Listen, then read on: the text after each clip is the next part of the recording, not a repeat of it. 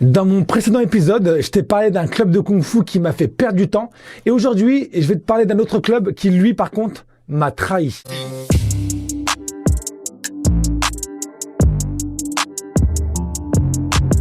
Salutations, avant de commencer le sujet, sachez que ma chaîne YouTube est victime de ce qu'on appelle le shadow banning. Alors il ne s'agit pas du shadow boxing comme on retrouve en boxe, je dis bien shadow banning.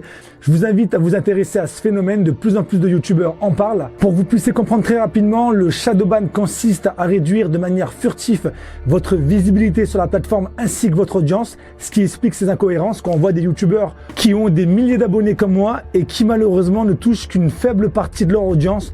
YouTube, faut arrêter de nous prendre pour des imbéciles. Je ferai une vidéo très prochainement pour en parler. En attendant, les fighters, la seule chose que je peux vous demander, si vous voulez vous allier à ma cause, c'est de ne pas oublier de me mettre un pouce bleu, de mettre un commentaire, d'interagir, de partager, de vous abonner si vous l'avez pas fait. Comme ça, en fait, on stimule l'algorithme, comme je le dis à chaque fois. On va essayer de contrer cette injustice qui est en train d'avoir lieu aujourd'hui sur YouTube. Comme je t'ai expliqué dans ma précédente vidéo, n'hésite pas à aller la voir si tu ne l'as pas encore vue. On vient de perdre 3 ans dans un club de Kung-Fu. Donc mets-toi à notre place, imagine notre état d'esprit. Et là, on découvre une école de Kung-Fu à Perpignan. Mon frère et moi, en s'y rend. Je me souviens de cet tatami bleu marine, de ces armes aussi japonaises qui étaient accrochées sur le mur. Donc j'en déduis que le club cohabite avec d'autres disciplines. Le professeur, qu'on va appeler Yari pour préserver son anonymat, s'approche de mon frère et moi et nous dit que le cours vient de commencer, qu'il n'a pas le temps pour nous et qu'il nous invite à repasser.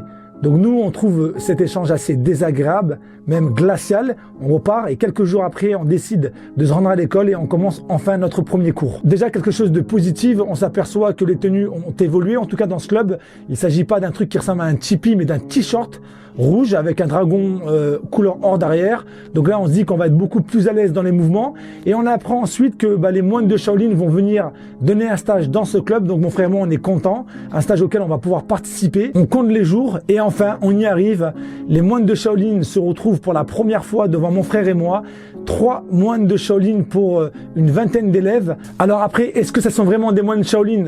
Ça, on en parlera dans une autre vidéo où je vous dirai plus en détail quelle est la différence avec des maîtres ou des moines de Shaolin. En tout cas, nous, à cette époque, on est naïfs. Donc oui, on se dit que ce sont des moines de Shaolin. Mais je ferai un sujet où vous en parlerez plus en détail et je vous expliquerai un peu la différence. Ils ont même pas encore bougé, qu'on est vraiment impressionnés. Je dois aussi vous avouer qu'ils sont pas très bavards, pas très communicatifs.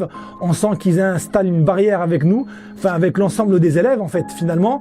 Ils veulent pas, créer de liens, ils veulent rester froids, pas de souci. Donc on se plie aux règles, on fait l'entraînement avec eux, on est hyper content. À la fin, on prend même des photos. Entre-temps, on apprend qu'une des élèves qui s'appelle Aline Loé est devenue championne d'Europe de boxe Sanda. Alors pareil, on découvre cette discipline qui est une branche du Kung-Fu où on utilise les pieds, les poings, les saisies et les projections. Les KO sont même autorisés en compétition. D'ailleurs, ma première projection que je me suis pris, mais une bonne projection qui m'a fait voir les étoiles, c'est Aline Loué qui me l'a mise, une combattante très expérimentée. Et puis vous vous doutez bien que si elle est championne d'Europe, elle n'est pas devenue pour rien. D'ailleurs, le professeur Yari décide de faire une surprise à Aline Loué avec les élèves et on part l'accueillir à l'aéroport de Perpignan.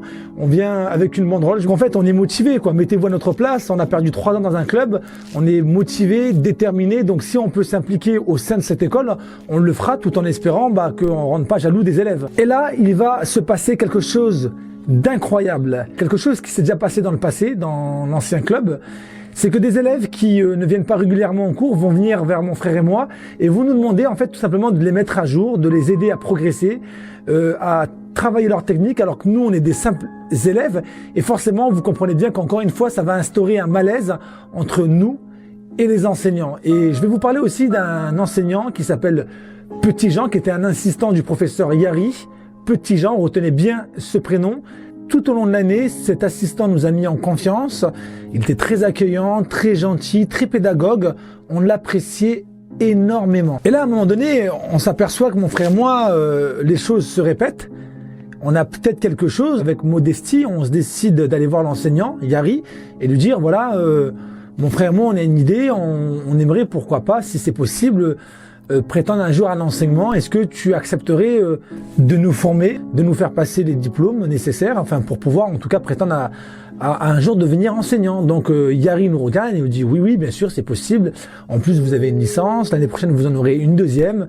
Donc là, on prend conscience que les licences déjà sont importantes parce qu'elles permettent l'obtention d'un diplôme. Donc là, pour nous, c'est vraiment incroyable. On vit plein de bonnes choses. Les moines de Shaolin, les compétitions qui peuvent être envisageables et le fait de pouvoir se former pour être enseignant. Et en plus, on a notre enseignant, notre professeur qui nous dit qu'il est prêt à nous former. Et là, mon frère et moi, imaginez-vous, on est hyper content, on est sur un nuage. Enfin, on avance. Peut-être que les 3 ans, on les a perdus, mais là, en 1 an, on va tout rattraper finalement. Et il y a quelque chose qui me dit qu'il ne nous a pas pris au sérieux quand on est venu le voir. Il n'a pas pris au sérieux notre requête. Il nous a pris de haut, il n'a pas mesuré en fait l'importance de ce qu'on lui demandait et il nous a dit, comme s'il voulait se débarrasser de nous, oui bien sûr, allez-y, montez votre école et puis l'année d'après je vous formerai à côté, mais oui bien sûr, foncez dans le mur.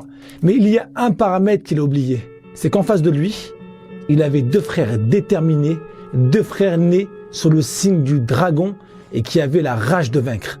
Et ça a fait toute la différence. Donc tout ça pour vous dire qu'on était clairement engagés dans le Kung-Fu. Vous sachez aussi, c'est que mon frère et moi, à l'extérieur du club, on s'entraînait énormément. On était vraiment dans une volonté de promouvoir le Kung-Fu et c'est la raison pour laquelle on mettait beaucoup de vidéos de nos performances sur les réseaux sociaux. À l'époque, il y avait YouTube, on en avait mis quelques-unes, mais on en avait beaucoup mises sur la plateforme concurrente de YouTube, donc Dailymotion. D'ailleurs, je ne sais pas si ça existe encore, mais si ça existe, eh ben, je vous mettrai le lien dans la description. On se faisait appeler Rickman et Zerman. C'était pas Stillfight et Lutao. Moi, j'étais Rickman, mon frère c'était Zerman. Et on avait pas mal de gens qui regardaient nos vidéos. On avait un succès sur Dailymotion. Sur YouTube, on avait fait quelques vues. Et là, je me dis, mais en fait, on serait resté sur YouTube dès le début. Aujourd'hui, c'est peut-être des millions d'abonnés qui nous suivraient. Mais c'est pas grave. Aujourd'hui, on est là. Tout ça vous prouve que ça date pas d'hier, qu'on est dans la perspective de vouloir promouvoir le Kung Fu. Et ensuite, il y a eu Skyblock qui a été mis en place par Skyrock. Ça remplaçait un peu les sites internet. C'était vraiment un endroit dans lequel on pouvait partager ses photos, ses vidéos.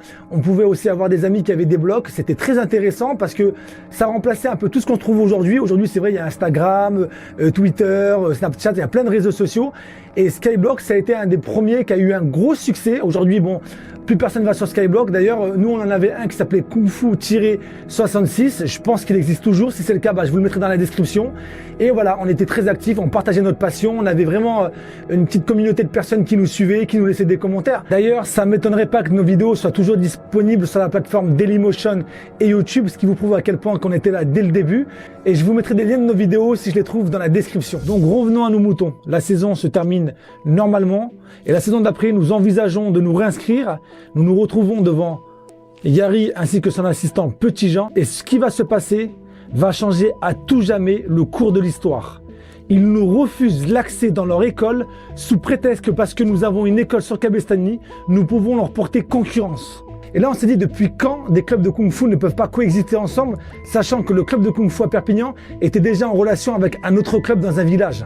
Et là, ça leur posait pas de problème. Donc là, en fait, on s'est rendu compte que c'était nous le problème. C'était la deuxième fois qu'on était confrontés à des mensonges et à des choses qui nous avaient déçus. On avait en face de nous le professeur Yari qui se tenait et qui était déstabilisé, donc j'entrerai pas dans les détails, mais on pense qu'il y avait des choses beaucoup plus personnelles qui fait qu'il n'a pas voulu nous faire venir dans son club. Et à ses côtés se retrouvait Petit Jean, comme je vous l'ai dit avant, voilà, on le trouvait très aimable, très gentil, très pédagogue, et en fait, c'était un vrai il nous a dégoûtés, il nous a blessés. On s'est rendu compte à ce moment-là qu'il existait des hommes qui étaient capables de te regarder avec le sourire, avec la plus belle des hypocrisies, et te planter un couteau dans le dos. On a vécu une trahison qui nous a bousculés. Mon frère et moi, on s'est regardé, on était déstabilisés. Et on s'est dit, mais qu'est-ce qu'on va faire? On a passé 3 ans dans un club où on a perdu du temps avec un professeur qui se faisait passer pour un maître et qui tenait jamais ses paroles. On est arrivé à Perpignan en pensant qu'on toucherait les étoiles, en accomplissant nos rêves. Et là maintenant, on subit une trahison des personnes en qui on a placé notre confiance. Qu'est-ce qu'on va faire, frérot? On fait quoi là maintenant? On s'est regardé, on s'est dit, tant pis, on n'a plus notre place à Salé, on n'a rien à faire là-bas, on n'a plus notre place à Perpignan. Eh ben, on va monter notre école et on va être la meilleure. Pour faire une conclusion très rapide comme chacun de mes épisodes, eh ben, encore une fois, il faut faire attention où on met les pieds. Vous pouvez trouver des enseignants qui abusent de leur statut, de leur pouvoir d'enseignant pour vous faire des belles promesses, vous mettre plein de paillettes dans les yeux. Et en fait, ça sont juste des mythos. Ils ne sont pas capables de tenir leurs engagements, donc ils ne sont pas capables d'être des professeurs de kung-fu. Pour ceux qui me poseraient la question de savoir si ce club existe toujours, ce n'est pas le cas. Le club a fermé quelques années après. Je vous expliquerai aussi pourquoi dans les prochains épisodes. Si tu veux aller plus loin et découvrir toute mon expérience, tout mon savoir, je t'invite à te rendre sur mon site sealfight.com. Et là, tu accéderas à des choses qui peuvent sérieusement t'intéresser. Dire qu'on est les meilleurs, c'est une chose, mais de le prouver, c'en est une autre. Je vous en dirai pas plus. Dans ma prochaine vidéo, je t'explique comment j'ai ouvert mon école de Kung Fu à 19 ans. Et c'est là que pour mon frère et moi, que tout va commencer. Mais vraiment, je t'invite à me mettre un pouce bleu si cette vidéo t'a plu, à me mettre un commentaire, à me donner ton impression. Et surtout, n'hésite pas à partager et à t'abonner si tu ne l'as pas encore fait. C'était Seal Fight. À bientôt les fighters.